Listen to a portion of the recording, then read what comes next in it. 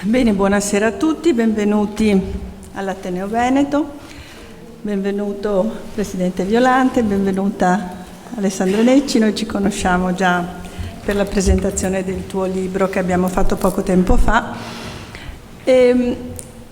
La democrazia non è gratis, è un titolo piuttosto ad effetto, che però sottende delle profondissime riflessioni che il Presidente Violante ci consegna sulle nostre democrazie, perché non esiste una democrazia, ne esistono tanti tipi. Perché la democrazia non è gratis?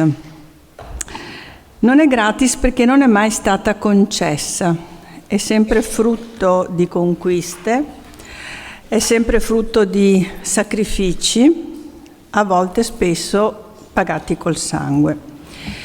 Non è gratis perché comporta la rinuncia attuale magari del singolo e dell'egoismo individuale in vista di un futuro benessere collettivo. Non è gratis perché è un sistema complesso che va mantenuto all'interno e anche difeso all'esterno.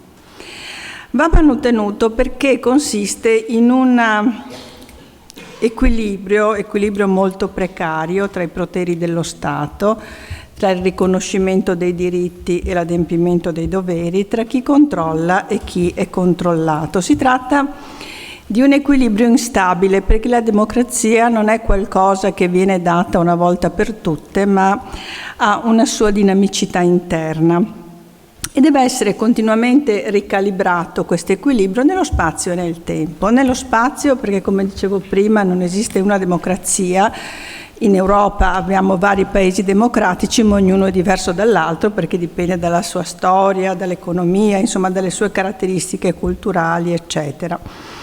E anche nel tempo perché non dobbiamo pensare che i diritti siano acquisiti una volta per tutti. Come dice il Presidente Violante, rinsecchiscono se non vengono continuamente alimentati dall'esperienza e dalla responsabilità. Dicevo che la democrazia va anche difesa dall'esterno, non solo evidentemente in caso di aggressione, invasione, questo è del tutto evidente e speriamo che non accada più. Ma perché intorno a noi le democrazie stanno scemando. Il sistema democratico che dal dopoguerra in poi sembrava vittorioso rispetto a tutti gli altri sistemi di governo e ha avuto in effetti un'espansione molto forte, sta piano piano declinando. E sta declinando non solo in paesi lontani da noi, ma in paesi vicinissimi a noi, quali sono la Russia, qual è l'Ungheria, che fa anche parte della Unione Europea. Quindi la democrazia non è gratis perché non è per sempre. E il nostro errore, se di errore si può parlare, è forse non renderci conto di quello che ci sta accadendo intorno. E su questo il Presidente Violante, secondo me, correttamente si ferma molto nel libro. Noi abbiamo un atteggiamento, come dire, di comoda miopia che può portarci a perdere quello che abbiamo già conquistato. Come dice il nostro autore, i nostri valori, se non difesi e non rafforzati, rischiano un silenzioso sgretolamento, perché le democrazie muoiono lentamente, con un lamento, non con un urlo. E quindi il Presidente Violante ci pone degli interrogativi, che sono una sorta di messa in mora anche. Siamo disposti a sacrificare alcune aspirazioni individuali per poter avere una democrazia più salda? Siamo disposti a riconoscere la centralità dei doveri, oltre ad accampare una serie di diritti? Siamo disposti ad uscire dalla comfort zone dell'inconsapevolezza e a rendere più saldi anche in casa nostra i valori del pluralismo e del rispetto per l'altro?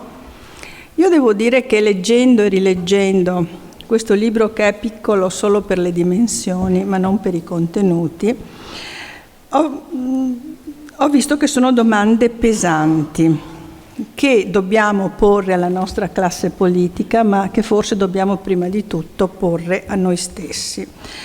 Sono domande appunto sulle quali dobbiamo interrogarci e alle quali dobbiamo rispondere. Di questo e di molto altro parleremo oggi.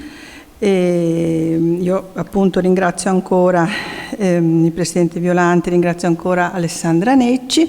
Il nostro incontro si svolgerà con delle domande che faremo, interrogheremo noi il Presidente Violante, sono tantissime e quindi insomma cercheremo di capire il suo pensiero, le sue fini riflessioni che derivano da una profonda cultura ma anche da una grandissima esperienza delle cose politiche.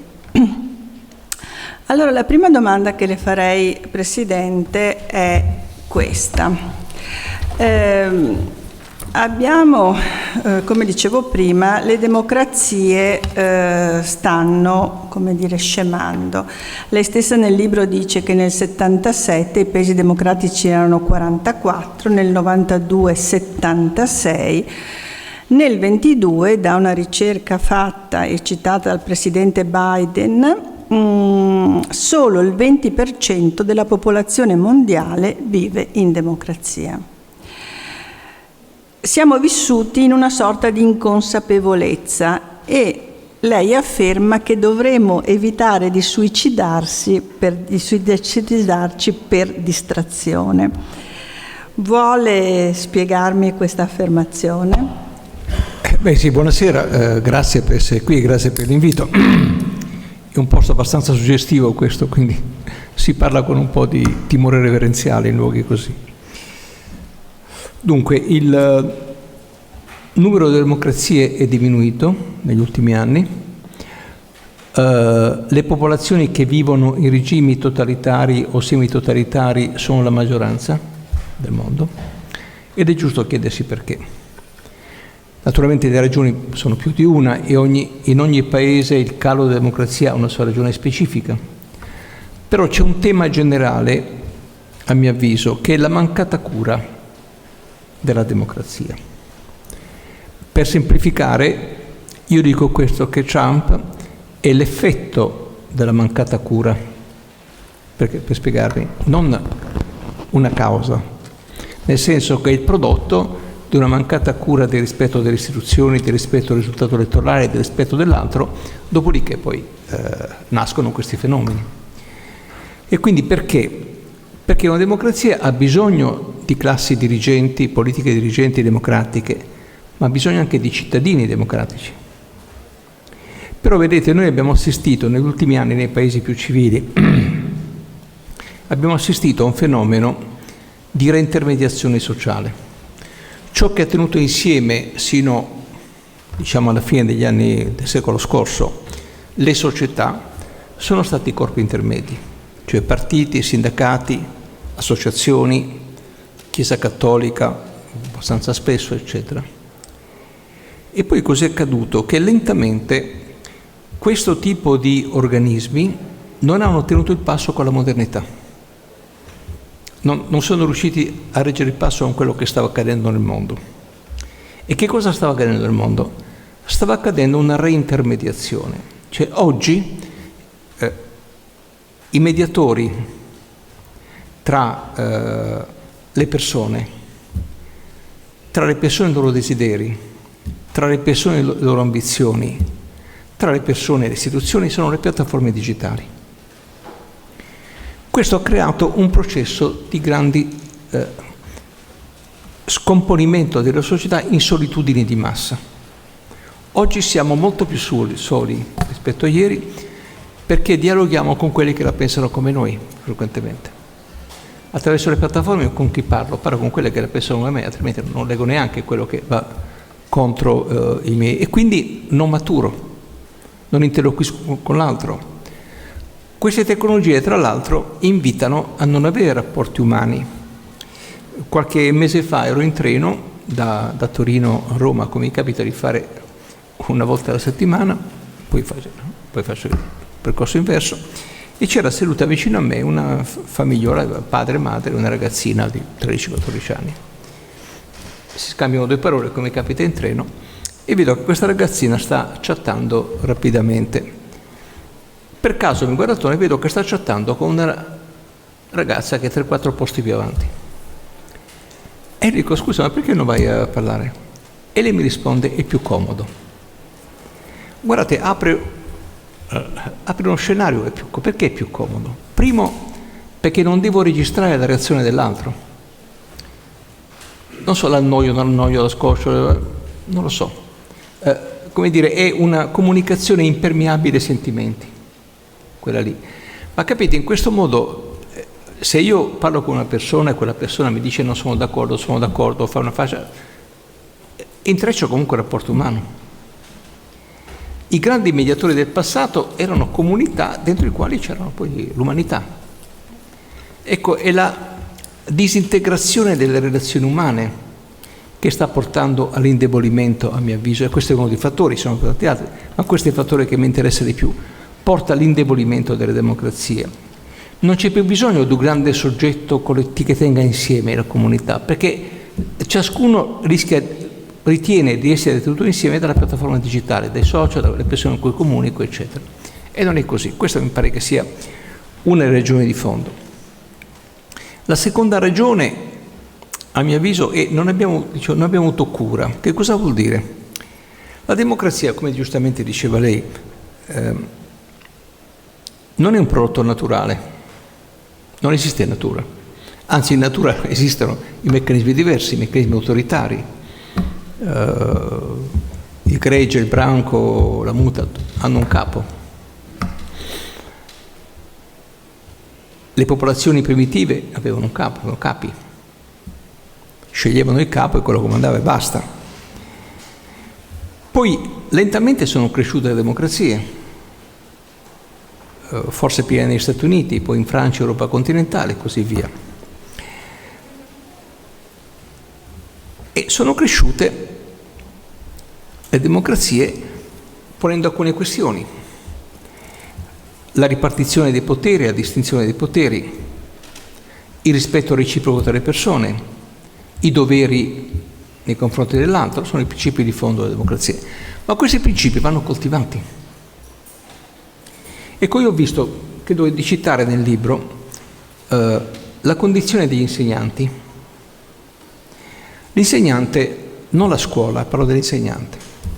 L'insegnante ha un ruolo fondamentale in tutte le società, ma soprattutto in quelle democratiche. Perché? Perché prende i valori di una generazione e li passa a quella successiva. Questo è il meccanismo. Anzi, ed è sempre più la trasmissione di valori più che di nozioni, perché oggi le nozioni i ragazzi e le ragazze le trovano su Wikipedia, mica bisogno dell'insegnante. L'insegnante gli dà il senso delle cose, la ragione delle cose, il valore che c'è dietro gli comunica. Però cosa accade? Che la generazione i cui valori dovrebbero essere trasmessi dai insegnanti non riconosce il ruolo sociale degli insegnanti. No? Anzi, le famiglie hanno rotto il patto educativo con la scuola. Molto spesso delegano tutta l'educazione alla scuola e se l'educazione non funziona è colpa della scuola. Cioè c'è stato un processo di deresponsabilizzazione in moltissime aree dell'Occidente. Quindi ecco, questi meccanismi secondo me è una spiegazione abbastanza semplice, quindi mi rendo conto, ma i punti di fondo sono questi. I ponti tra le generazioni si sono indeboliti. La cura della democrazia, il rispetto c'è meno. È esploso l'individualismo che porta, ne parlavamo prima con Alessandra Necci, i desideri a diventare diritti. Laddove c'è una distinzione di fondo tra desiderio e diritti, perché il desiderio riguarda il singolo, il diritto riguarda la comunità, perché se io riconosco un diritto, la comunità deve rispettarlo. E poi ci sono dei doveri nei confronti di questi diritti. E il soggettivismo che è esploso nella parte più ricca del mondo, ha portato anche a trascurare l'importanza dei doveri. Guardate, i doveri non sono soltanto l'altra faccia dei diritti, sono anche quello che tiene insieme una comunità. Qui siamo una comunità in questo momento, no? non c'è scritto nessun cartello su come dobbiamo comportarci, eppure ci stiamo comportando, ciascuno ascoltando, non dando fastidio, magari prendendo appunti, riflettendo. Siamo una comunità che sta seguendo alcuni doveri, alcuni codici di doveri. Ma se alcuni noi non tenessero, non si impegnassero su questi doveri, non potremo tenere. Se qualcuno si alza, un altro grida, il terzo urla, il quarto si distrae, eccetera, la cosa non sta in piedi. I doveri sono essenziali per una comunità. E la riarticolazione delle società, lo spappolamento delle società, ha portato all'indebolimento anche dei doveri reciproci. Guardate, e finisco. Mi sapete indicare un'autorità politica, morale, spirituale che parla di doveri? Eppure sono necessari, E perché? Perché c'è il problema del consenso. Chi parla di doveri perde consenso, almeno nell'immediato, poi magari riprende. Ci sono stati grandi dirigenti politici del passato che hanno parlato di doveri. Ricordo una frase di Moro, forse ricordiamo tutti: questo paese non si salva se non nascerà una nuova stagione dei doveri. Ecco, io penso che quello è un punto abbastanza importante. Guardate, questo è un problema dei cittadini, non delle classi dirigenti. Perché le classi dirigenti possono essere capaci, eccetera, ma se i cittadini poi non tengono fede, poi c'è poco da fare. È facile fare l'esempio della pulizia delle strade. Il comune può pulirle, ma se i cittadini continuano a sporcarle c'è poco da fare. E così, è un esempio banale ma che fa capire. Ecco, quindi io penso che queste sono le ragioni per le quali l'indebolimento del senso del dovere, la mancata cura dei valori essenziali della democrazia, l'intervento delle piattaforme digitali come intermediazione tra cittadini e tra istituzioni cittadine. Tra l'altro intermediazione anonima, mentre i partiti una volta, gli oratori avevano delle sedi, avevano dei responsabili, certo. Qui abbiamo delle grandi piattaforme anonime, non si sa dove sia la sede, non si sa chi ci sia dietro, quindi è un'intermediazione anche pericolosa da un certo punto di vista. Prego Alessandra. Grazie. Intanto voglio ringraziare non solo tutti voi presenti, il Presidente Violante per le sue opere e Antonella Magaraggia, ma Emanuela Bassetti De Michelis, che è il nostro comune editore con il Presidente Violante. Il libro di Luciano Violante, come sempre, è disseminato di tanti sassolini, un po' tipo i sassolini nel bosco di Pollicino, no? E in qualche modo è una traccia. In fondo tutti i suoi libri sono una traccia, poi sta a chi legge, penso, scegliere quali sono i sassolini da raccogliere, quali le strade da seguire. E gli dicevo prima che secondo me c'è un grande collegamento con un suo libro precedente su Creonte, che però è una metafora, Creonte dell'antichità, Creonte Antigone, che però deve dire, insegnare qualcosa dell'oggi. Ci sono dei punti in comune, cioè mi pare che da quel libro in cui già si parla di doveri, oltre che di diritti, ci siano dei punti che arrivano al libro di stasera. Ancora una volta a me tocca e colpisce da storico quale sono l'aspetto, l'excursus storico, che si lega a quello che diceva Luciano Violante sui diritti e i doveri. Allora, nel passato certamente nella storia e nelle storie dei regimi politici il tema dei diritti è stato nodale, perché sappiamo bene che durante tutto quello, senza andare all'antichità, che era l'Ancien Régime, c'era una carenza di diritti rispetto a tutta la popolazione, l'Ancien Régime, i tre ordini e così via. Però poi, voglio dire, abbiamo superato quello che veniva detto le bon plaisir du roi, il buon piacere del re. Si è arrivati alla rivoluzione americana, che è la prima a porre non solo in modo chiarissimo il tema dei diritti, ma a scrivere una dichiarazione dei diritti, e poi alla rivoluzione francese, figlia del secolo dei lumi. E ancora una volta torniamo alla dichiarazione dei diritti dell'uomo, non della donna, non lo dico per femminismo, che non è che mi appartenga tanto, ma perché è curioso pensare che nella dichiarazione dei diritti dell'uomo del 1789 ci si dimentica delle donne e degli schiavi. Quindi l'evoluzione dei diritti continua a crescere sino a diventare la società dei diritti. Norberto Bobbio, che Luciano Violante ha citato più volte, aveva scritto un celebre L'età dei diritti, però aveva anche ammesso che se avesse dovuto scrivere qualche altra cosa sarebbe stata L'età dei doveri. Quindi noi abbiamo, è ovvio che diritti e doveri sono l'uno l'altra faccia della medaglia dell'altro, così come non c'è libertà senza responsabilità. Il problema è qual è il livello di ciascuno dei due. Oggi, Luciano Violante lo racconta accuratamente nel suo libro, c'è una sorta di ipertrofia dei diritti, un narcisismo dei diritti, per cui il diritto coincide con il desiderio, cioè se io lo desidero diventa un mio diritto, ed era quello che diceva poc'anzi. Ma questo tema, in verità, secondo me è un tema molto legato alla storia dell'Italia. Nel libro ci arriveremo magari dopo, Luciano Violante parla anche di molti altri paesi, ma l'ha detto già Antonella Magaraggia. In passato tanti grandi pensatori, scrittori, poeti si sono posti il problema dei diritti e dei doveri. Luciano Violante cita Giacomo Leopardi con lo studio sui costumi degli italiani, ma in verità a me venendo da famiglia repubblicana, viene in mente di citare Mazzini, che ha scritto nel 1860 I doveri dell'uomo. Vi leggo solo questo piccolissimo pezzo e poi faccio la mia domanda. La cultura del diritto ha generato uomini che si sono impegnati nel miglioramento della propria condizione senza provvedere a quella degli altri. In conseguenza della teoria dei diritti, gli uomini, privati di una credenza comune, calpestano la testa dei loro fratelli. È dunque una questione di educazione. Educazione ha un principio, il dovere. Ecco, la mia domanda è, a fronte di questo tema dei doveri, che poi riemerge in modo quasi carsico nella nostra storia, perché tanti da Dante in poi richiamano l'Italia ai doveri, la mia domanda è, i doveri oggi, ma sono salvifici? Dunque, allora, non so se avete un telefonino, se guardate Bruegel, La caduta di Icaro, dunque un quadro,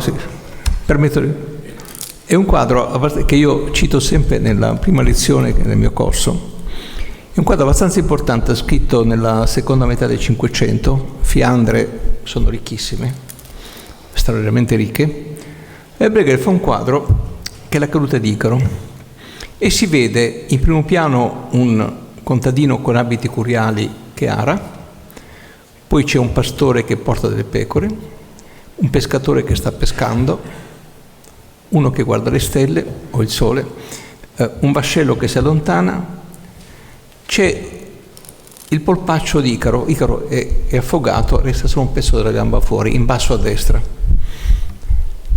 Che cosa voleva dire? È accaduto una delle cose più straordinarie nella storia dell'uomo. Un uomo ha cercato di volare, è precipitato e nessuno se n'è accorto. Sempre di Bruegel c'è un altro quadro, ma non voglio costringere a vedere anche l'altro, che si chiama L'ascesa al Calvario. È un quadro dipinto più nella stessa epoca. Quando c'è l'ascesa al Calvario, tutti i quadri mettono il Cristo in prima fila, no? La croce, il Cristo, eccetera. Invece questo no.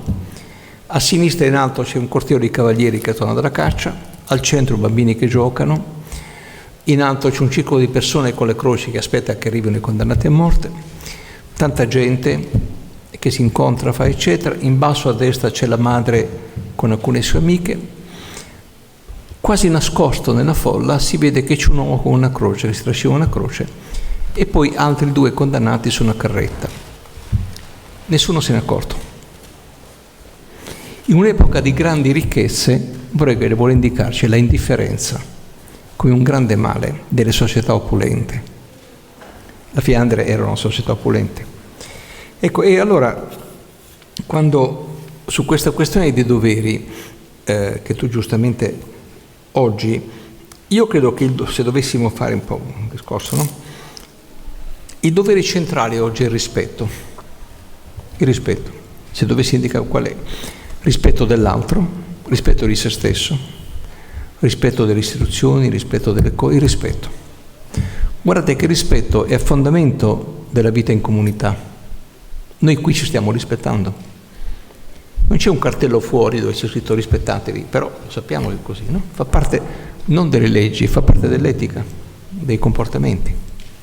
Ecco, quindi io credo che il tema di fondo che oggi abbiamo è che dovremmo insistere, ecco, lo metto in positivo, dobbiamo insistere di più sulla necessità del rispetto. La cosa si vede soprattutto nella scuola, guardate. Lo scontro molto frequente tra ragazzi e ragazze, ragazzi e ragazze e ragazzi e insegnante, questo scontro è molto frequente, determinato dal fatto che non si riconosce il valore dell'altro.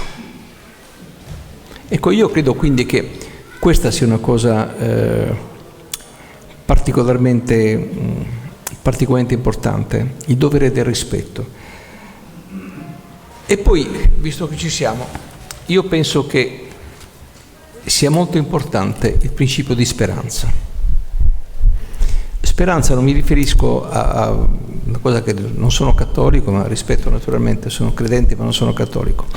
La speranza non è un'attesa, è un vivere agendo, perché spero che le cose cambino e quindi muovo in quella direzione. La speranza non è un sentimento passivo, è un sentimento che smuove, rende accettabile anche un presente negativo in vista di un futuro migliore, quindi cerco di costruire il futuro. Oggi nessuno parla di speranza. Guardate, questi sono perché si naviga soltanto nel presente a quel punto, no? E invece credo che le classi dirigenti dovrebbero, con gli strumenti che ciascuno ha, cominciare a introdurre questa questione, no?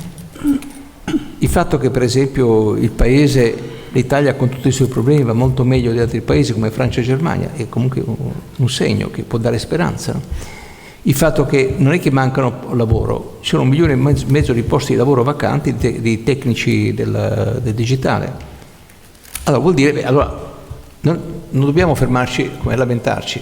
Come si attiva una preparazione? C'è la disuguaglianza delle competenze. Bene, allora come si colma la disuguaglianza delle competenze? Voglio dire, ci sono terreni, ma su questi terreni ci si può impegnare se si ha speranza. Ecco, quindi io credo che queste due sono le cose alle quali io penso. Il dovere cruciale per me è il rispetto. E poi trovo che nuoce alla considerazione dell'altro la indifferenza per un verso e la mancanza del principio di speranza per l'altro. Grazie. Di rispetto ne vedo poco però in Italia. Praticamente viviamo... Anche altrove? Anche altrove. No, se guarda la campagna elettorale anche in Francia e negli Stati Uniti, sono molto peggio di noi, quello che ci dicono. Sì, anche negli Stati Uniti in effetti, dove vinceva proprio il principio del rispetto quando veniva eletto il presidente, l'altro faceva la telefonata, eccetera. Certo. Invece abbiamo avuto Trump che ha fatto l'assalto a Capitol Hill. Quindi evidentemente ci consoliamo, ma non tantissimo, però. Ecco. Io volevo ritornare proprio ancora qui in Italia e lei ha già detto un po' delle fragilità che ci attanagliano, la disattenzione nei confronti delle nuove generazioni, con la scuola e gli insegnanti che non vengono rispettati e considerati soprattutto, la mancanza di un'educazione, come dire, al digitale, ma anche, lei lo mette tra le prime nostre fragilità, l'instabilità politica, che lei afferma non è un frutto perverso, ma è stata scelta sostanzialmente dai nostri costituenti, è stata una scelta oculata, però continua ad essere un grave problema per noi, che qualcuno vorrebbe risolvere, e ne sentiamo parlare continuamente, con il presidenzialismo.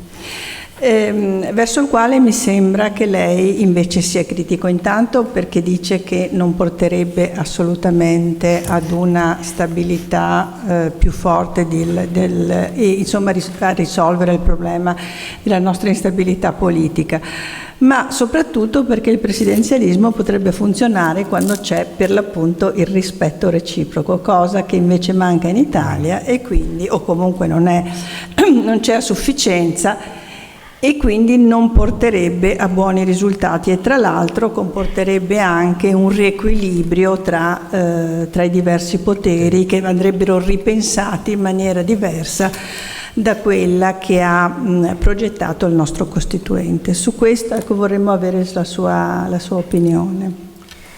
Ma innanzitutto abbiamo avuto due tipi di instabilità, quella fino agli anni 80 e quelle dal 92 in poi. Perché fino agli anni 80 si succedeva al governo sempre lo stesso partito, sempre la DC che governava via. Allora perché era instabile? Perché guardate che quella instabilità era una garanzia democratica, stranamente. Sapete perché? Perché siccome c'era un unico partito in grado di governare per il consenso, per la forza, eccetera, così, che era la Democrazia Cristiana, la democrazia era divisa in gruppi, in correnti. Chi vinceva il congresso diventava Presidente del Consiglio. Ma tutti quanti gli altri non volevano che quello acquisisse troppo potere. Perché dopo un anno e mezzo si mettevano d'accordo col PC o con l'M6 e lo facevano cadere. E c'era un nuovo Presidente del Consiglio, il quale poi stava lì un anno e mezzo, ma non cambiava la linea politica. Guardi, Kissinger nelle sue memorie racconta di aver incontrato Aldo Moro, ministro degli esteri. E racconta, io gli dissi, guardi, io ho incontrato 6 mesi fa il ministro degli esteri italiano, ma non era lei, era un altro. Tra 6 mesi incontrerò il ministro degli esteri italiano e temo che non sarà lei, sarà un altro. Ma non potete darvi un po' di stabilità? Sapete come rispose Moro? Voi dovete preoccuparvi della stabilità della linea politica. Chi la porta avanti ci pensiamo noi.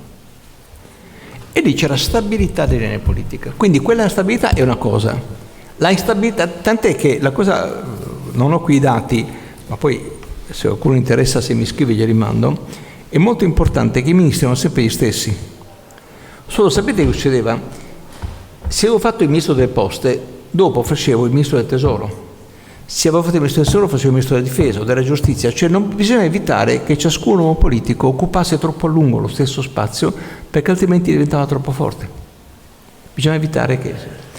questo tipo di meccanismi consentiva, era una instabilità democratica.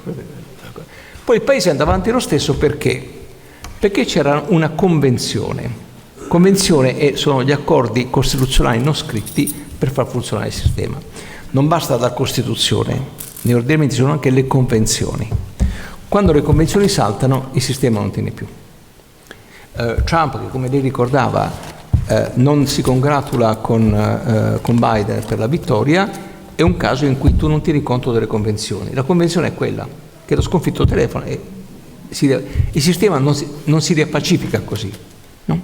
Sono società non pacificate queste. Allora, c'era la convenzione per la quale la DC si occupava dello Stato e il PC si occupava della società, era questo il meccanismo.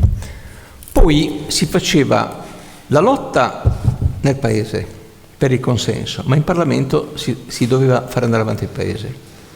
E quindi c'era un principio di fondo per cui la maggior parte delle leggi passavano con l'astensione del PC.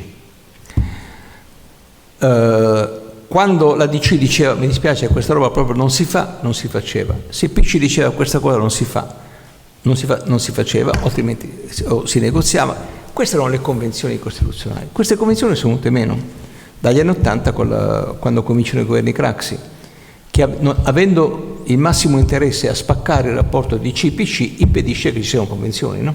Perché altrimenti l'unica convenzione è il governo con PSI e DC, per il resto nessun altro. E questo è stato un fattore di forte indebolimento. La instabilità dal 92 in poi è stata instabilità di governo e di linea politica. Se tra voi c'è un insegnante, gli insegnanti sono state le prime vittime della instabilità, perché ogni ministro che è nato ci ha fatto la sua riforma della scuola, no? per cui gli insegnanti presi non hanno fatto tempo ad applicare una riforma che ne è arrivata subito un'altra e così via. Quindi questa instabilità è diversa da quella precedente. Perché lei giustamente richiama, per quale motivo i nostri costituenti evitarono di avere un sistema stabile? Perché avevamo un problema che era questo: il sistema politico è diviso in due grosse parti, la parte filo-occidentale, filo-americana con la DC e i suoi alleati, e la parte filo-sovietica col PC e i suoi alleati. Le elezioni politiche, le prime elezioni politiche che sarebbero tenute nel 1948, non sarebbero state elezioni per scegliere chi governava. Non c'era un cambio di governo, c'era un cambio di sistema. Nel senso che a seconda di chi avesse vinto le elezioni sarebbe stato un sistema oppure un altro. Se avessero vinto i partiti filosovietici, ci sarebbe stato un certo tipo di assetto, libertà, diritti, religione e così via. Se avessero vinto come vinsero i partiti filo-occidentali sarebbe stata. Non solo, ma c'era all'orizzonte anche lo spettro greco della guerra civile, se avessero vinto i partiti filosovietici. Quindi capite che c'erano problemi abbastanza gravi sul tappeto. A questo punto cosa decisero i costituenti?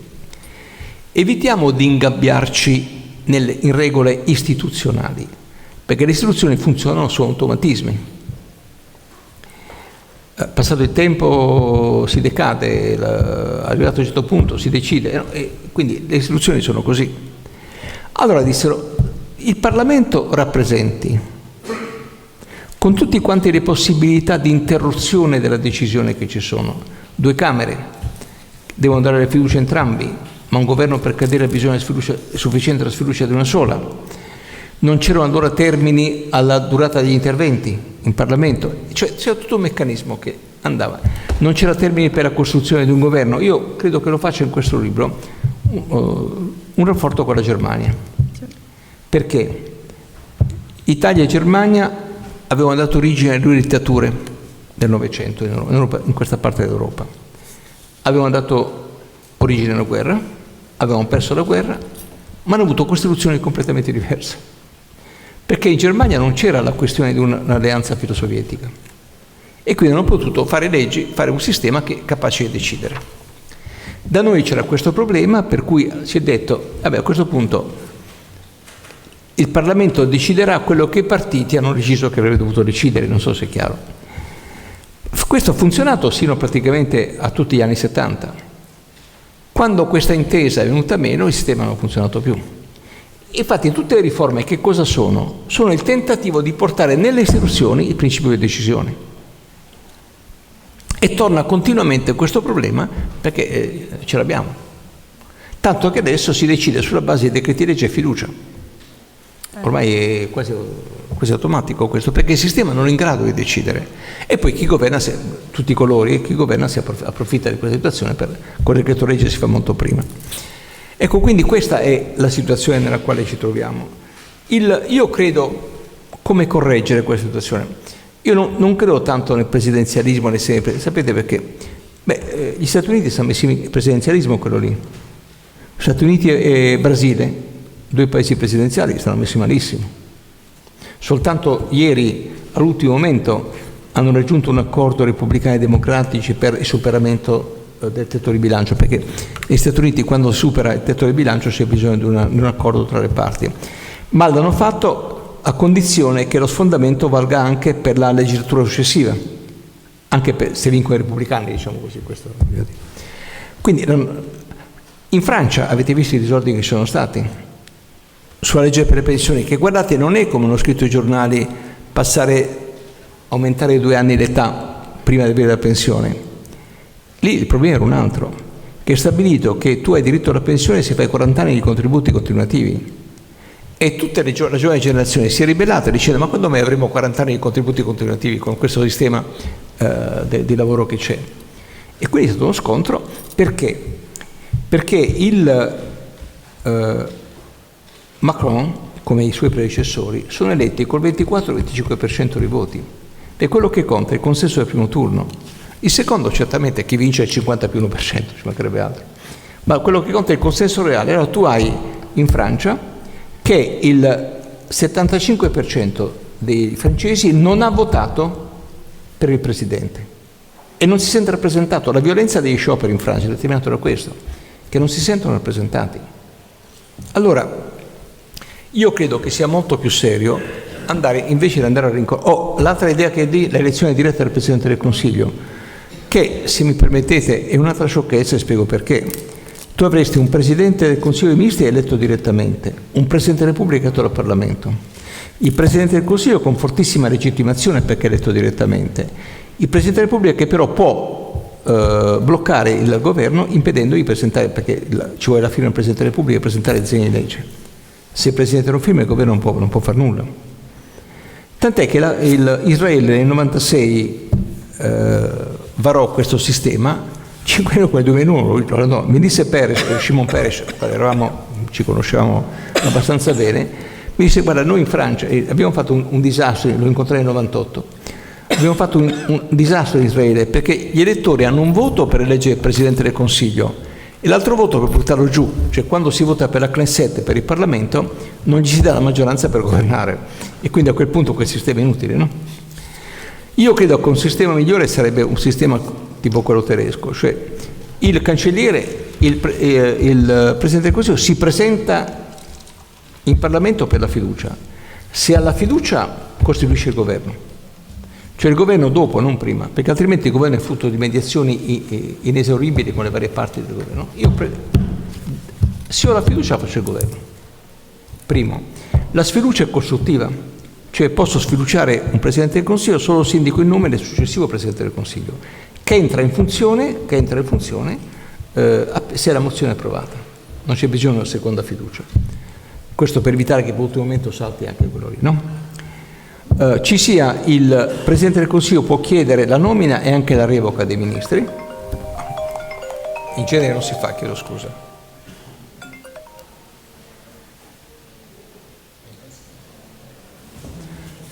Vi chiedo scusa. E può chiedere anche lo scioglimento delle Camere al Presidente della Repubblica. Alcune decisioni, alcune importanti leggi o decisioni, fiducia, sfiducia, legge di bilancio e altre si vota col Parlamento in seduta comune. Perché quando hanno fatto la riduzione del numero dei parlamentari, riducendo 200 senatori, hanno dato a ciascun senatore, permettetemi di dire, un'utilità marginale altissima, perché basta che 3 senatori si mettono d'accordo che cade un governo. E quindi le decisioni importanti è bene che vengano prese al Parlamento in seduta comune per evitare, come dire, forma di trasformismo. E con questo credo che bisogna fare. Come vedete non c'è granché. Tra l'altro, se dovesse passare l'idea del presidenzialismo in tutte le sue forme, occorrerebbe cambiare 1/3 della Costituzione. È chiaro, Corte Costituzionale, Consiglio Superiore della Magistratura, Forze Armate non vanno più così, perché non possono essere, come dire, elette da uno di parte. Le società occidentali non sono pacificate, hanno bisogno di arbitri. Dove non ci sono gli arbitri scoppiano i conflitti che non si è capaci di regolare. Stati Uniti e Francia lo dimostrano. Scusate la lunghezza. E a questo proposito, secondo me è interessante sottolineare un altro aspetto del libro. C'è un capitolo che si intitola L'occidentalizzazione del mondo. Allora, in realtà, Luciano Violante l'ha detto spesso, ma lo diceva anche adesso, noi veniamo da un millennio di dominio dell'Occidente e dell'Europa, tutto il millennio alle nostre spalle.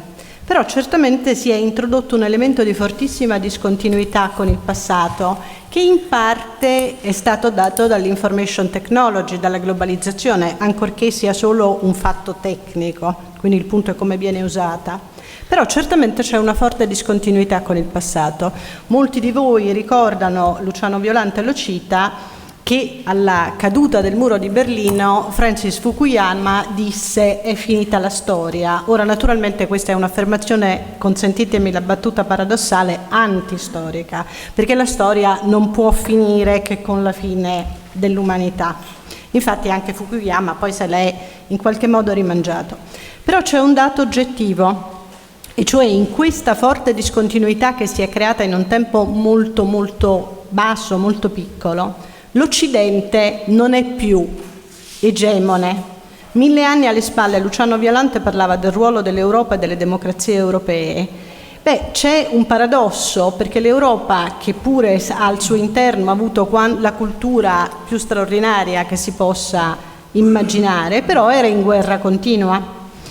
In poco tempo noi abbiamo vissuto questi ultimi anni una pandemia, una guerra, la carestia non qui, ma insomma una situazione abbastanza drammatica. Quindi la domanda che secondo me è interessante fare è legata alla storia. Abbiamo perso il senso della storia. Aveva ragione Popper, che è un antistoricista, come molti di voi sanno, a dire che la storia non ha senso. Siamo noi ad attribuirglielo. E poi questo si collega al tema della storia per, come dire, tornare a una cornice. Abbiamo perso la capacità di progettare in termini di futuro, perché la storia è passato, presente e futuro, quindi è una dimensione alta. Luciano Violante nel libro, ma anche nelle sue riflessioni di stasera, sottolineava quanto noi siamo sempre nel contingente e quindi quanto manchi il respiro della storia. Le classi dirigenti oggi, recentemente ho letto una sua intervista che parlava degli intellettuali, le classi dirigenti e gli intellettuali di oggi sono capaci di pensare in termini di progetto paese e quindi in termini di storia? Il pensiero profondo. Allora,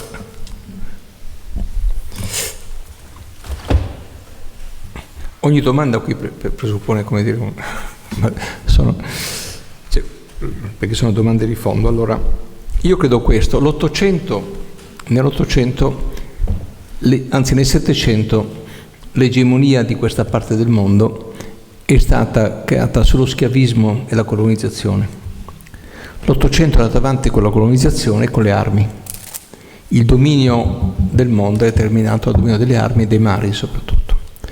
Il Novecento è stato dominato dal capitalismo. Il capitale è stato il terreno su quale si misurava l'egemonia nel mondo. Ecco, il secolo che stiamo vivendo si misurerà sulla tecnologia. Governerà il mondo il soggetto che sarà tecnologicamente più forte, e attraverso l'intelligenza artificiale, attraverso il dominio dello spazio, attraverso il dominio del subacqueo. Il subacqueo è un tema che sfugge a molti. Sul fondali marini ci sono terre rare, quelle che servono per le apparecchiature sofisticate, noduli polimetallici con metalli molto importanti, e chi ci mette per primo le mani sopra, insomma, che è un bel problema. E quindi questo è il tema del futuro. Se abbiamo senso della storia, dobbiamo capire che come c'è stato il dominio dell'Ottocento attraverso le armi e le colonie, il dominio dell'Occidente nell'Ottocento attraverso le armi e le colonie, il dominio dell'Occidente nel Novecento attraverso il capitalismo, oggi quel dominio è in discussione. Perché hai un'altra potenza tecnologica, che è la Cina, che sta diventando fortemente competitiva. E guardate, per poco credo di citare in questo libro un intervento di Clinton e di Biden, quando la Cina fu autorizzata a entrare nel WTO, dell'Organizzazione Mondiale del Commercio,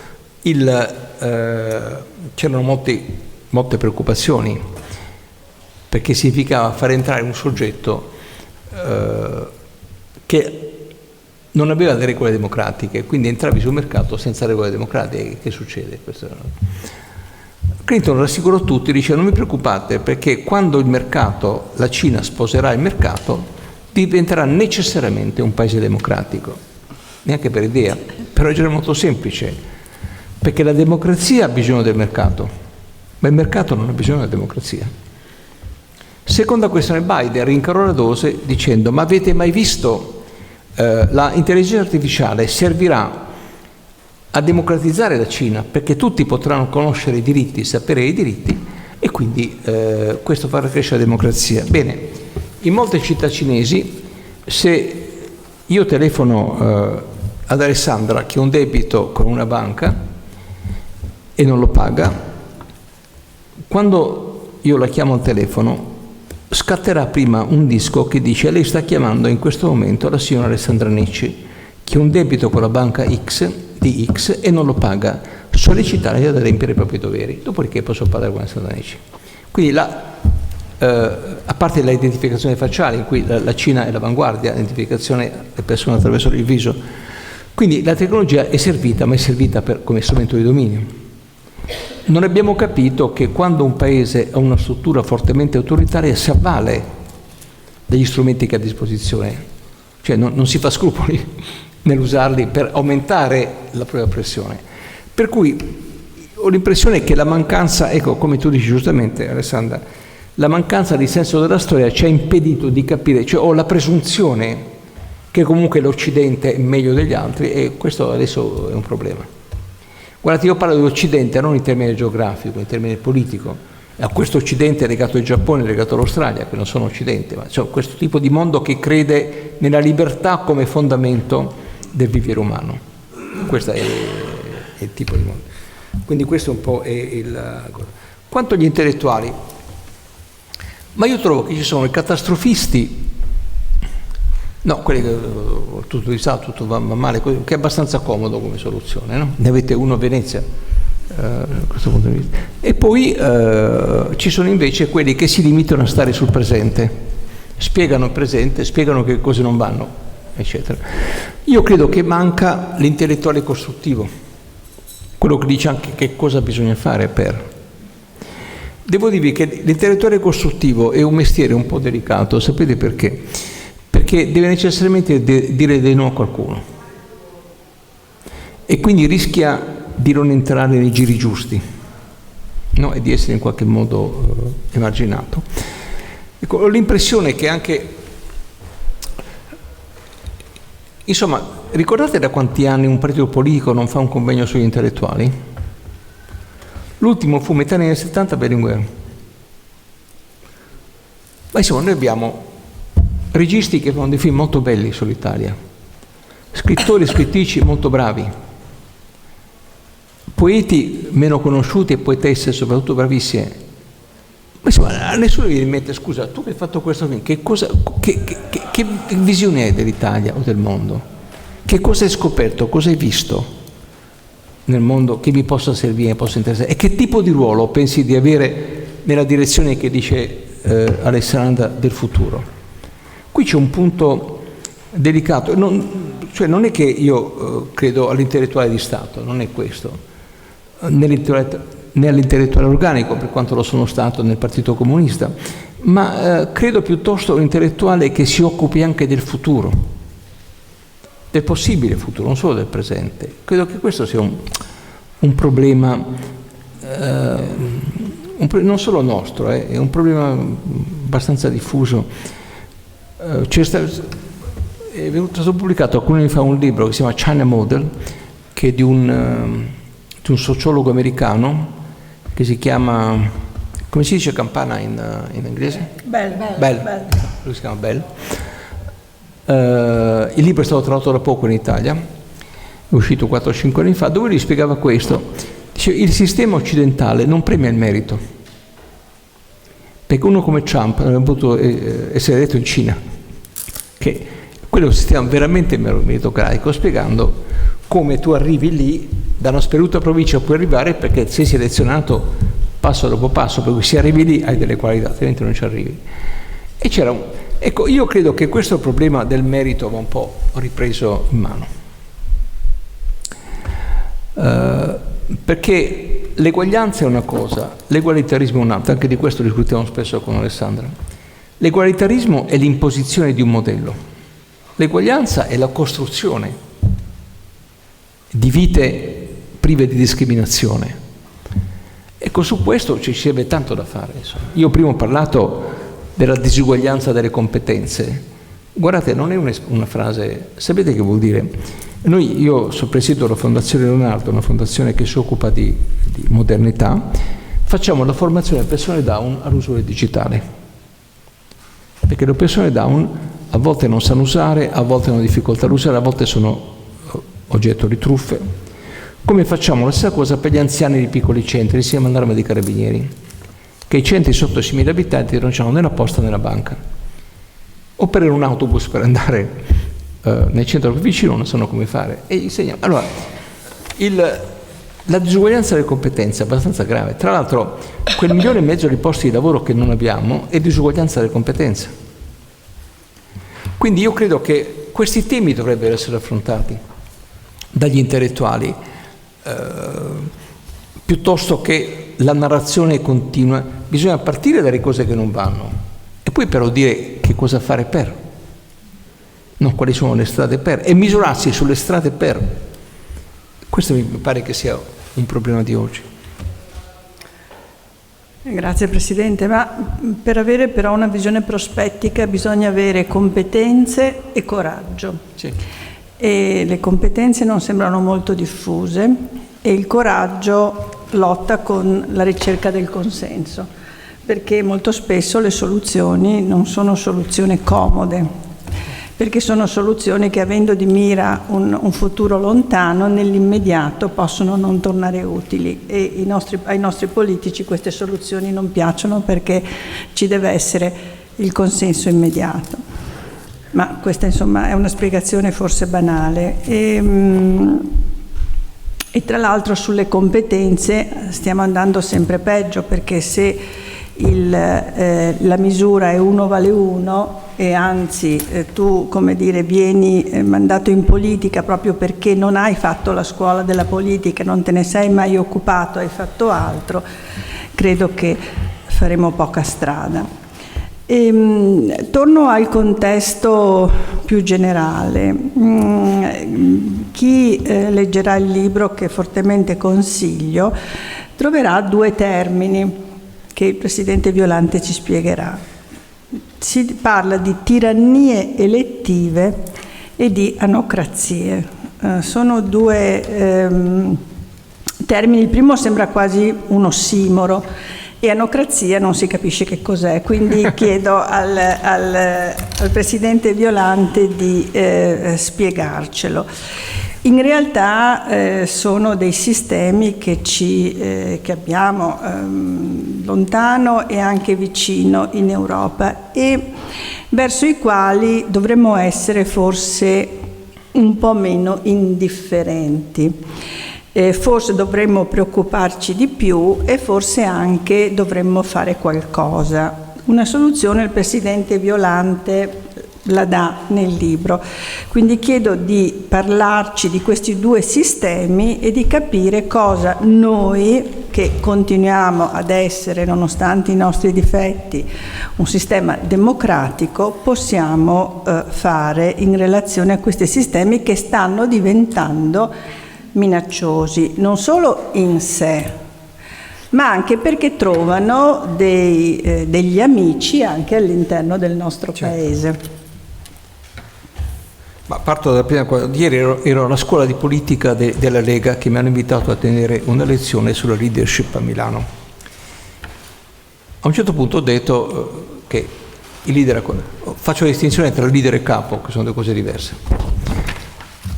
Per dire una cosa, il capo comanda e il leader persuade, questa è una differenza, poi ci sono tante altre. Dicevo, questa cosa del coraggio, perché il coraggio è affrontare consapevolmente scelte difficili, sapendo che sono giuste e assumendosene le responsabilità. Certamente, se noi abbiamo poi elezioni, guardate, abbiamo votato oggi, votiamo l'anno 21 per l'Europa, votiamo tra 2 anni per le regionali, poi sono altre elezioni comunali. Cioè, se votiamo una volta l'anno è difficile sfuggire al meccanismo del consenso, però siccome i cittadini sono tutt'altro che stupidi, se tu fai un discorso serio, come dire, considerano quel discorso più importante dello slogan buttato giù. Bisogna avere il coraggio delle scelte difficili. Ora è fastidioso fare esempi personali, insomma, siccome in quell'occasione ieri mi è stato fatto, quando Berlusconi ebbe quella specie di processo davanti alla giunta del Senato per vedere se dovesse decadere o meno per la condanna che aveva avuto, non so se ricordate, c'ero fuori, alcuni esponenti del mio partito che sono parte della giunta dell'autorizzazione a procedere si pronunciano e dicono: noi voteremo contro Berlusconi. E io dissi: scusate, i documenti non sono ancora arrivati, come fate a dire prima? Questo non è un modo di fare, perché è facile rispettare i diritti propri, ma un vero partito democratico rispetta i diritti degli altri, degli avversari, altrimenti che partito democratico è? La cosa non piacque particolarmente, diciamo che tanto a Genova mi presi un secchio d'acqua in testa e a Torino mi fecero un processo politico, anche, come dire, rientra nel numero delle cose. Voglio dire, bisogna, scusate la personalizzazione, bisogna credere nelle cose, se credi poi le fai. Tante persone sono morte, sono state uccise per coraggio nel nostro paese, sapendo che avevano incontro alla morte hanno fatto lo stesso, nella politica, nel giornalismo, nella magistratura. Quindi il nostro paese non è che sia un paese privo di coraggio. Io credo che bisogna rivalorizzare questa qualità della politica, come qualità della politica. Una politica senza coraggio è difficile che costruisca, perché se tu devi costruire, devi scombinare alcuni equilibri, no? Come fai a costruire quegli equilibri attuali? È chiaro che devi cambiare alcuni equilibri e devi batterti per questo. E questo è il senso dell'azione politica. E credo che, quanto alla scuola politica, io penso, guardi, che si educa più con i comportamenti che con le parole. A me è capitato di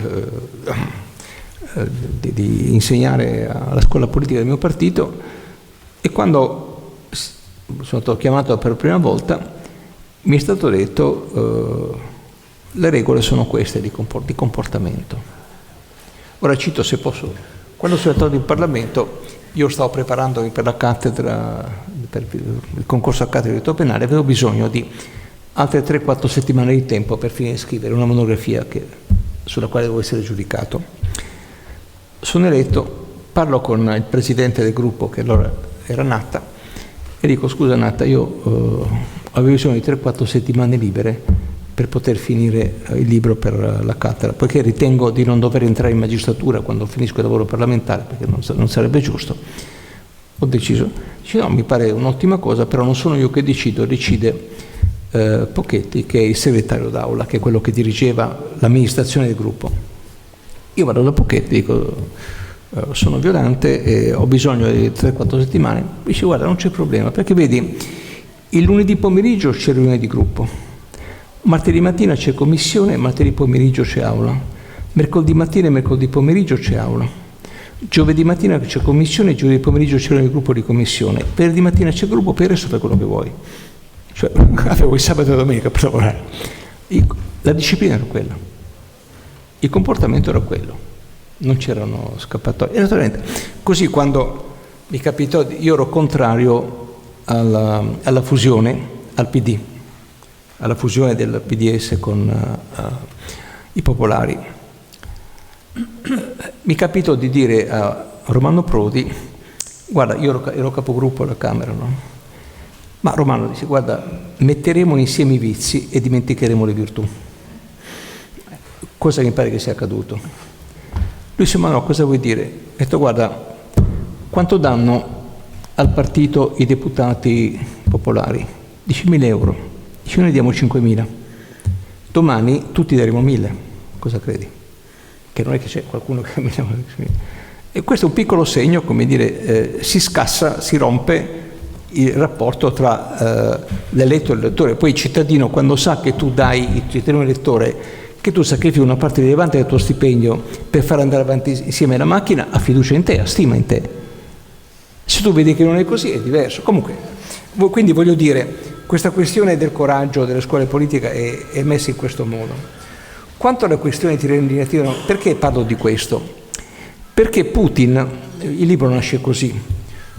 Avevo letto alcuni discorsi di Putin che diceva che in realtà la guerra in Ucraina è una guerra contro l'Occidente, che è decadente, immorale e corrotto, perché garantisce i diritti delle persone omosessuali e quindi è corrotto. Bisogna evitare che l'Occidente corrompa anche i nostri giovani e quindi bisogna fare la guerra.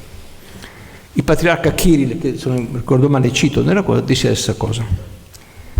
Però guardate che qualche mese fa Alla Camera o al Senato, non ricordo, un gruppo di deputati ha presentato un emendamento che escludeva la protezione sociale per le persone che fossero perseguitate, gli immigrati nel loro paese per ragioni omosessuali. Cioè non intendiamo tutelare l'omosessualità, non tutelare, garantire i diritti. È la stessa cosa. La irrisione, la discriminazione, la irrisione nei confronti delle persone più deboli. E tutto questo, come dire, fa parte dei pesi della democrazia, delle mine che sono sotto la democrazia. Quindi i comportamenti... Ursula von der Leyen, nel discorso che ha fatto nel 2022, non mi ricordo, credo agosto-settembre, comunque lo cito, dice: dobbiamo guardarci i nemici esterni della democrazia, ma anche dei nemici interni. E c'è questo, abbiamo questo problema. Io parlo di tirannie elettive con riferimento ad alcuni despoti che però sono eletti. Erdogan è stato eletto ieri, no? Putin è eletto, Al-Sisi in Egitto è eletto, sono eletti, cioè c'è una maggioranza dei cittadini che li vota sapendo che Orban è eletto. E questo ci deve preoccupare. Ma perché? Perché le autocrazie o le onocrazie appaiono più capaci di decidere nella difficoltà. Laddove le democrazie, qual è la grande atemporalità della democrazia? La democrazia ha bisogno di tempo, perché devo confrontarmi, devo sapere, devo seguire, eccetera. L'autocrate no, decide e basta. Solo che il problema è che succede dopo la decisione dell'autocrate, il disastro che c'è. Quindi dobbiamo correggere le regole della democrazia per renderla capace di decidere.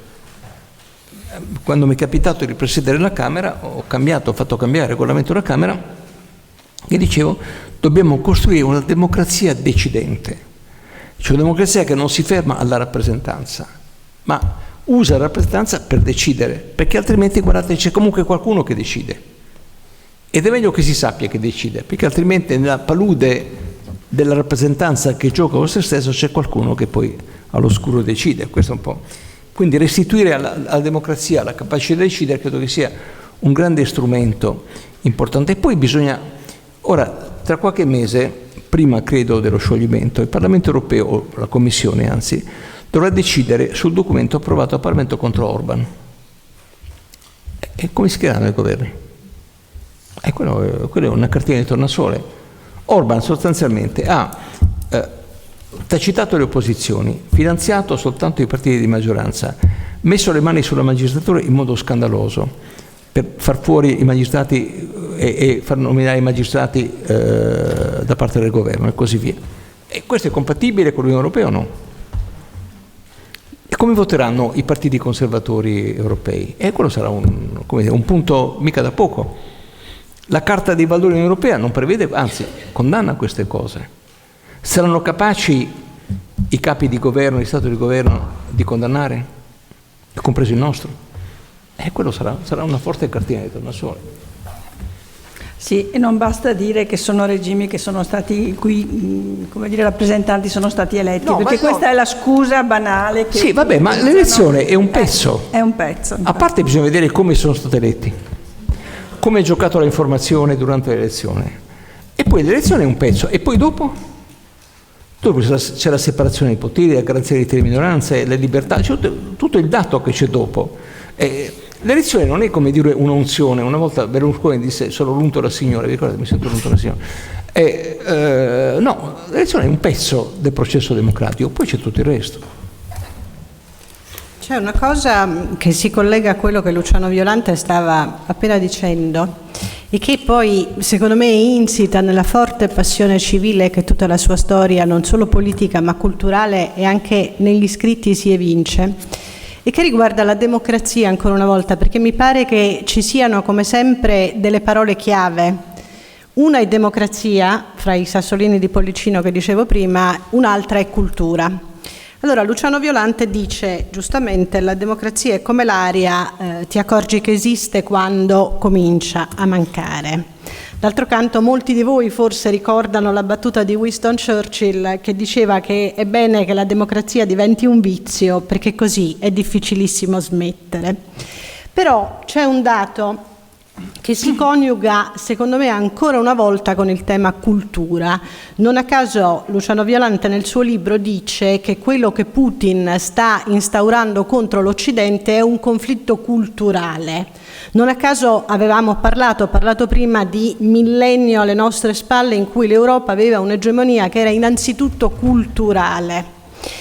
Oggi, Luciano Violante nel suo libro lo narra, appunto ci sono molti attacchi a questo sistema culturale. Ora, la cultura può avere molte definizioni, ma di fondo è un'infrastruttura immateriale, è un collante che tiene insieme, non solo, è un collante che forma di sé un progetto di uomo.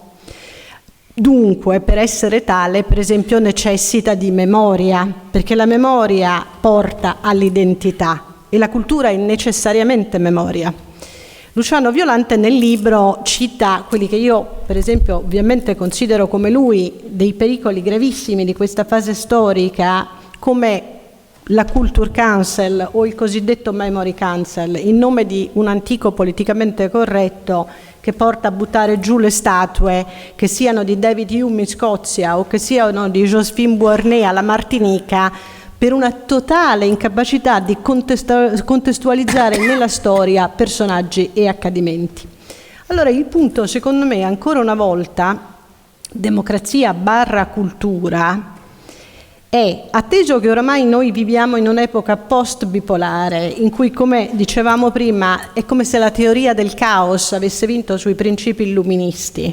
Non c'è un ordine in questa fase, tutti vorremmo trovarlo e non lo troviamo, un ordine naturalmente inteso in senso filosofico, molto prima che politico. Allora il problema, secondo me, abbastanza serio, che viene molto evidenziato in questo e negli altri libri di Luciano Violante, è il tema della cultura. Perché oggi esiste un progetto identitario? Esiste ancora una cultura che può essere considerata quella dell'Occidente, che in qualche modo unifica, tiene insieme? Roma è stata il grande impero che è stato per due tipi di infrastrutture materiali, e cioè le strade, i ponti e gli acquedotti, e infrastrutture immateriali, cioè i codici, la legge e naturalmente il latino. Nel Medioevo c'erano infrastrutture come i monasteri, che tramandavano, prima conservavano e poi tramandavano la cultura.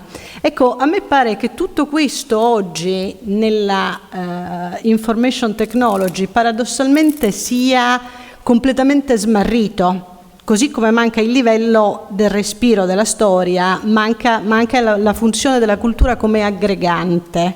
Ma è così? Manca un'aggregazione identitaria, culturale e nel nome della memoria? Ma io credo che manchi la capacità di semplificare e si scivola nella banalizzazione. Permettetemi un aneddoto. Io mi sono laureato a Bari con Moro e si portava nel corso di diritto penale un manuale di Bettiol e poi un libro di Moro che si chiamava Unità e pluralità dei reati, scritto metà in tedesco, metà in italiano, entrambe le parti incomprensibili, perché Moro aveva una lingua un po' involuta, no? Difficile. E un mio collega mi disse: ma Luciano, io conosco bene il tedesco, conosci bene il tedesco, hai seguito i seminari, perché non facciamo una sintesi di questo libro e lo vendiamo? Dici: ma guarda, io la sintesi la faccio volentieri, a venderlo non sono capace, a venderlo ci penso io, disse lui. Insomma, ci compriamo nell'arco di 6 mesi la macchina tutti e due. Lui un po' più bella, che dovesse fatto un po' di cresta sulla macchina, comunque succede nel mercato, succede. Poi dopo mi laureai, 7-8 mesi dopo, Moro mi propose di entrare lavorare all'istituto, cosa che accettai volentieri. Qualche tempo dopo, ancora qualche mese, l'usciere mi dice: la cerca il presidente Moro. Io vado e vedo che era sul tavolo, pulito al centro, la dispensa che avevamo fatto. Capisco come gira, insomma. E lui dice: dottore, non so se lo sa, io non prendo diritti sui miei libri. Io dico: non lo so, ma lo apprezzo. Però vede, il mio editore dice che da un anno e mezzo nessuno compra più Unità e pluralità di reati, che era il libro. E dico: vede, professore, è un testo difficile, in gran parte scritto in tedesco e non tutti conoscono il tedesco, non conosceva nessuno. per cui abbiamo semplificato alcuni passaggi come guida per lo studio del testo. In realtà era sostitutivo, però era un'ipocrisia. Lui dice: no, guardi, non è questo, posso consigliare un insegnamento? Dico: sì, grazie. Vede, io la invito a distinguere tra semplificare e banalizzare. Chi semplifica toglie consapevolmente il superfluo. Chi banalizza toglie inconsapevolmente l'essenziale. Se vuole può andare. Cioè, mica ciò. Perché avevo banalizzato, era questa. Io trovo che la banalizzazione è uno dei problemi più drammatici che abbiamo davanti. E una forma di banalizzazione è quella che è la cancel culture, che è l'anestesia della storia. Cioè la storia non deve far male. E quindi non parliamo delle cose brutte, no? Non parliamo. Cerchiamo risarcimenti impossibili. Yale addirittura, avendo avuto storicamente degli schiavi della cosa, vuole risarcire, non si sa bene chi a questo punto, no? Ero a New York 2 anni fa e mi sono capitate due avventure abbastanza interessanti. Primo, vado al cinema con mia moglie e c'erano 2 persone sedute e 2 posti liberi. Io chiedo: sono liberi? E si alza uno dei 2, che è una ragazza, dopo tutto nera, dopo tutto quello che ci avete tolto, ci volete togliere anche 2 posti? Dico: no, guardi, questi sono liberi, non ce ne sono. Aspettiamo dei nostri amici. E la gente attorno bianca rumoreggiava contro di noi. Perché siamo ritirati in silenzio. Qualche tempo dopo andiamo a teatro, c'è una pièce teatrale che è questa. Una insegnante, una storica affermata, fa l'esame, guarda la tesi di una ragazza e la critica su alcuni punti. Questa ascolta, poi dice: no, questi punti, lei mi ha fatto una critica sbagliata, perché lei è bianca e quindi razzista, e le sue critiche sono critiche razziste. Io la denuncerò al preside, al DIL, la denuncerò al preside perché lei ha assunto atteggiamenti razzisti nei miei confronti. Applausi del teatro. Bianco e nero, anche molti bianchi. Cala si pare al secondo tempo.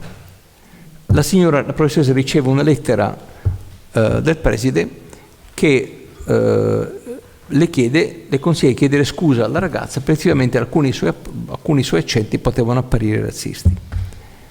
Questa poveretta chiede scusa cercando di spiegare, la ragazza sempre dice: no, lei non ha capito, lei se ne deve andare, perché lei sta qui, perché i miei antenati li hanno costruito. Perché attraverso il lavoro, attraverso lo schiavismo avete costruito il vostro potere e questo potere è stato costruito sulle catene. Per cui noi dobbiamo prendere il vostro, dovete andarvene. Applausi scroscianti avuto il teatro. Insomma, c'è questo meccanismo, no? E comunque la storia è una storia che ha avuto la storia, ha pagine tragiche, pagine eccetera, che non possono essere anestesizzate. Guai all'anestesia della storia. Ecco, io credo che ci sia questo dato.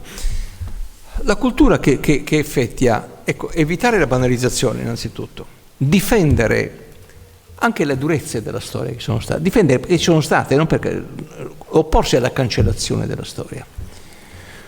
Tu raggiungi risultati molto migliori criticando il colonialismo e lo schiavismo che abbattendo le statue, poi abbattere le statue nessuno si ricorda perché, che cosa.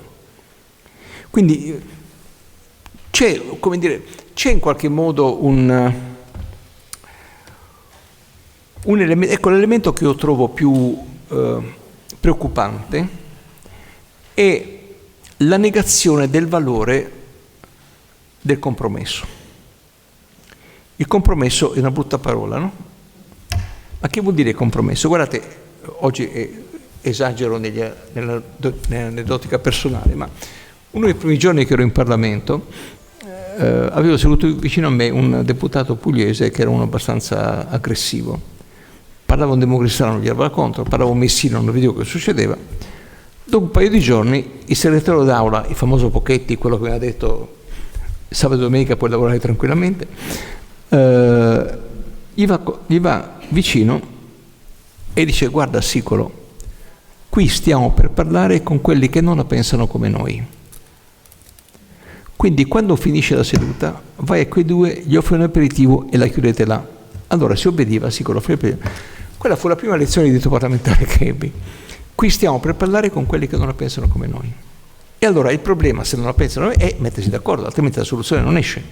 Trovare un punto d'intesa. Ecco, però, parlare con l'avversario è considerato un peccato. No?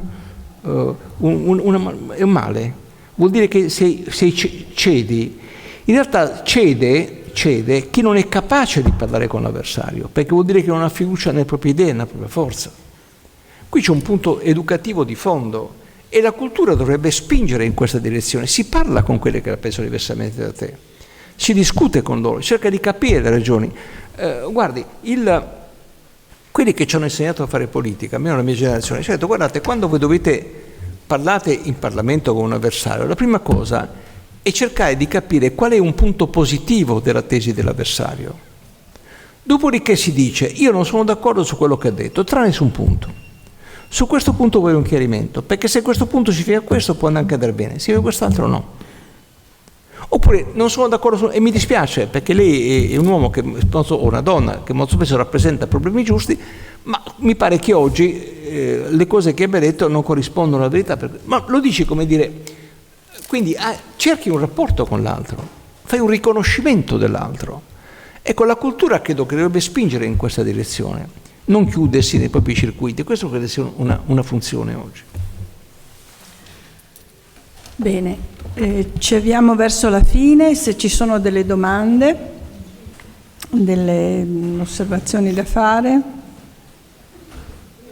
prego.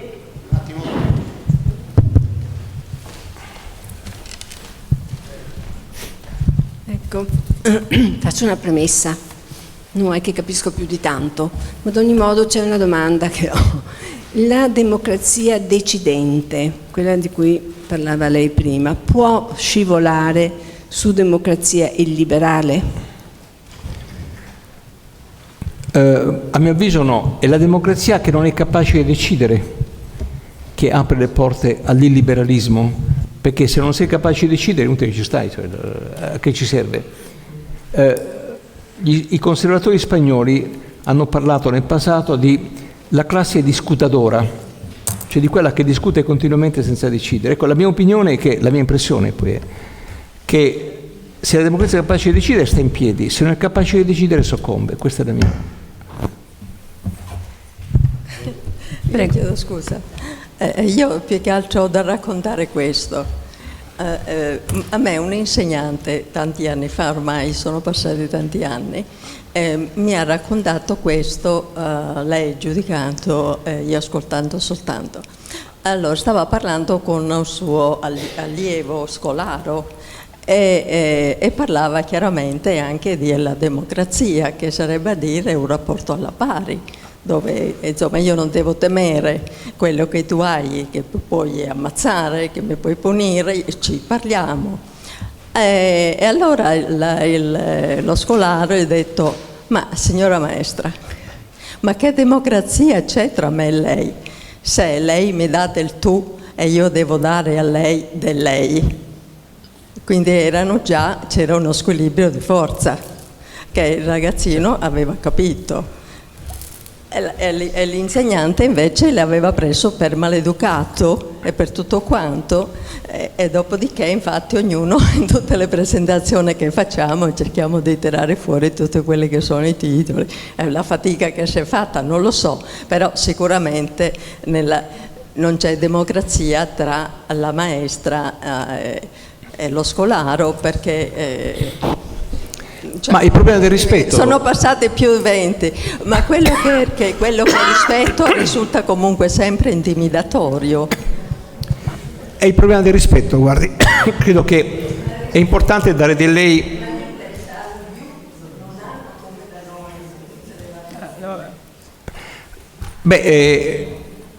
Allora non so se ho capito bene.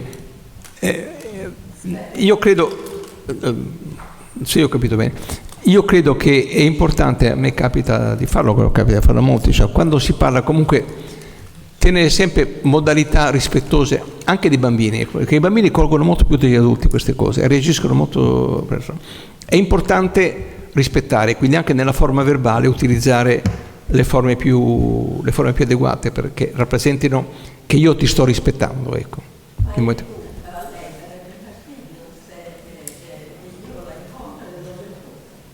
Forse l'insegnante dovrebbe spiegare, guardate, do del tu, perché io ho 50 anni, voi ne avete 6 o 7, credo, però poi...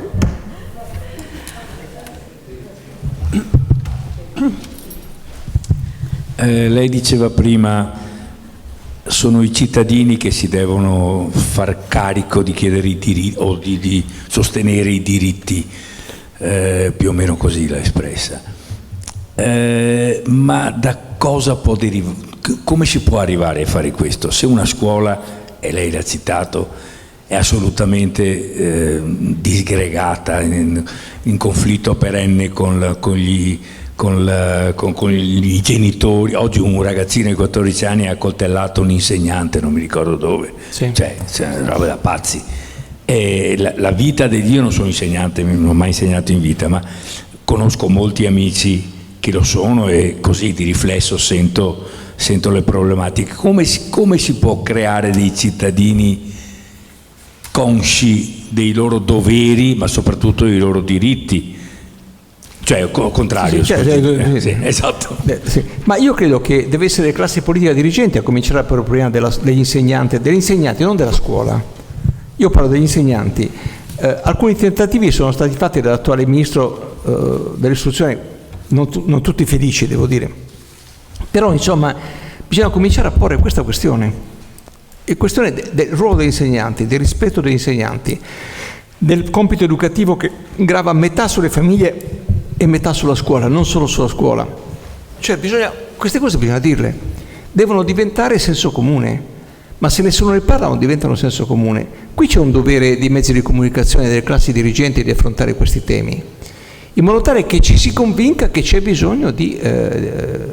il genitore che ricorre al TAR perché il preside ha proibito l'uso dei telefonini in classe, quello va condannato lui, il genitore, che si comporta in modo assolutamente diseducativo nei confronti, mentre per esempio a Milano c'è stato un liceo che insieme gli insegnanti in modo molto intelligente hanno coinvolto i ragazzi sull'uso del telefono in classe ed è passata a grandissima maggioranza l'idea che non si usa il telefono in classe. E io credo che quindi allora piuttosto che imporre alcune volte è bene coinvolgere nelle scelte, di modo tale che le persone siano coinvolte e aderiscano con maggiore convincimento. Ripeto, guardi, bisogna cambiare metodo, bisogna parlare della verità, bisogna dire la verità. E ho un minuto, ma sono breve. C'è un termine greco che è aletheia, che è tradotto, i latini tradussero con veritas, verità.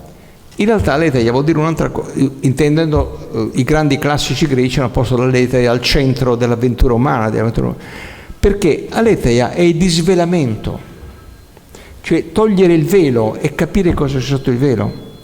Io credo che questo è quello che dobbiamo fare, andare oltre la scorza e vedere cosa c'è sotto e lì poi lavorare su cosa c'è sotto. C'è sotto la disattenzione nei confronti dei grandi problemi sociali. Il caso che lei cita della scuola è un classico. Allora, se vuoi davvero avere una generazione migliore, comincia a fare degli insegnanti, la riqualificazione dell'insegnante come uno dei punti del tuo programma.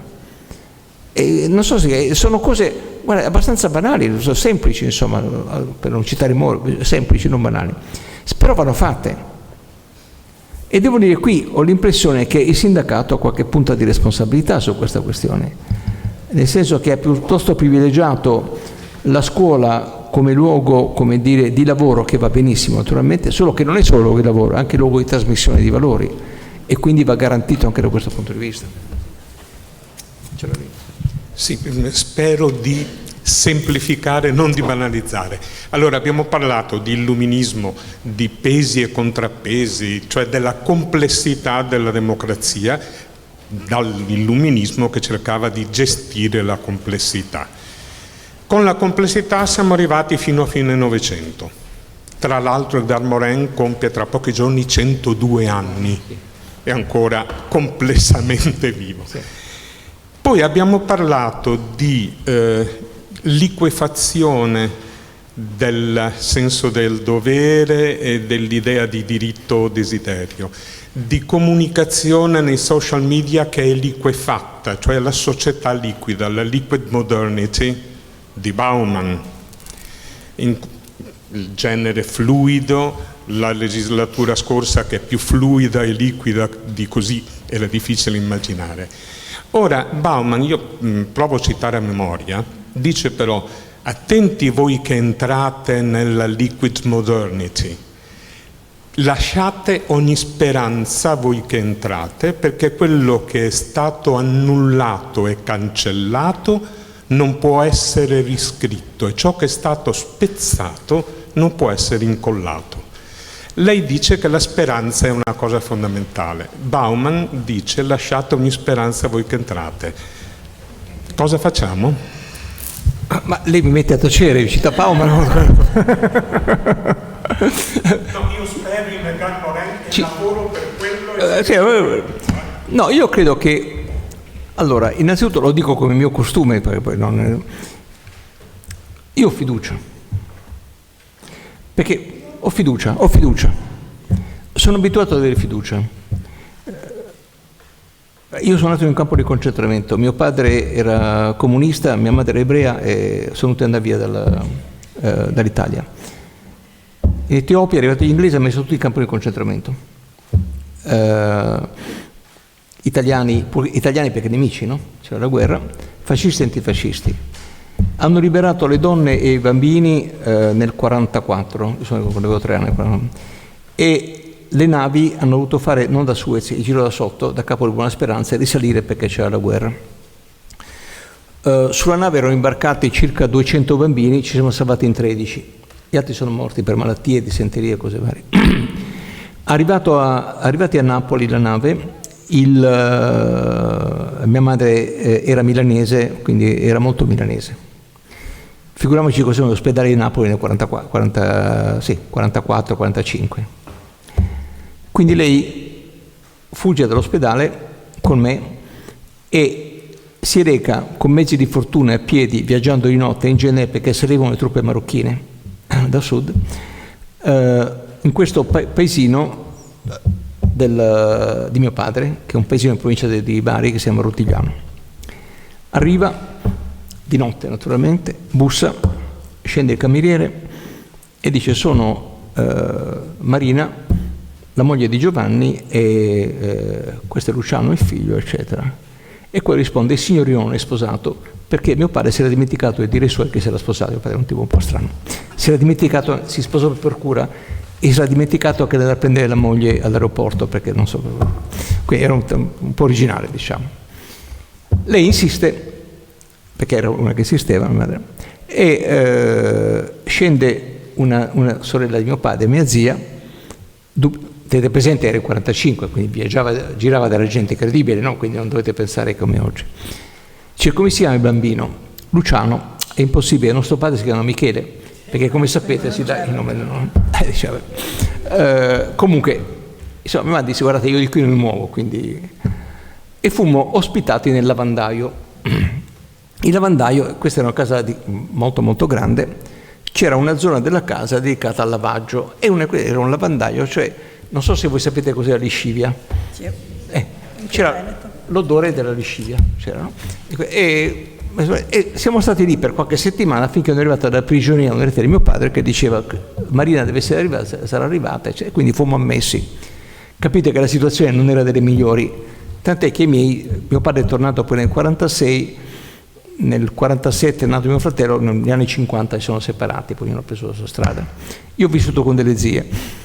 A un certo punto, come una volta ho detto ad Alessandro, ci fu una causa abbastanza complicata, e che facciamo? Allora io dissi a mio fratello: guarda, noi dobbiamo sopravvivere, quindi dobbiamo sopravvivere, quelli sono affari loro, E questo dato a me è capitato durante il terrorismo di avere dei problemi e così, la mafia lo stesso. Cioè, questo mi ha dato fiducia. Cioè, la mia fiducia è data dal fatto da quello che ho vissuto. E io credo che bisogna avere fiducia. Tra l'altro non è che se tu non hai fiducia le cose vanno meglio. Se hai fiducia costruisci, combatti, no? Reagisci. È come la speranza, insomma, no? Quindi io devo dire, mi scusi, oggi sto facendo un po' di aneddotica personale di biografia, chiedo scusa, ma io credo che poi ciascuno di noi è frutto della vita che ha fatto, mica è frutto di cose. Ecco, io credo che bisogna avere fiducia. È vero che la società è frantumata, però il problema di porci è come la ricomponi. Visto che se non la ricomponi è ancora peggio, bisogna sforzarsi di ricomporla.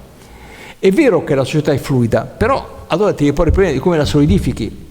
Il ruolo degli intellettuali è questo, altrimenti se ci stanno a spiegare che le cose vanno male, lo vediamo da soli, mica ci devono spiegare loro.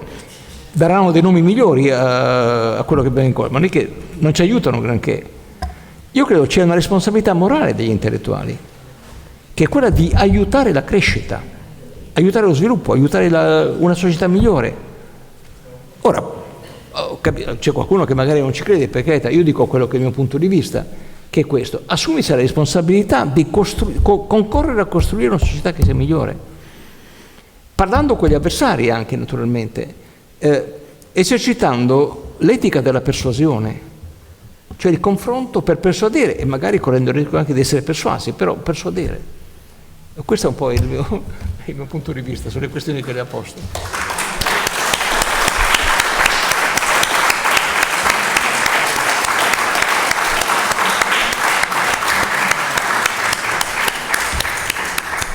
Grazie a voi e buona serata.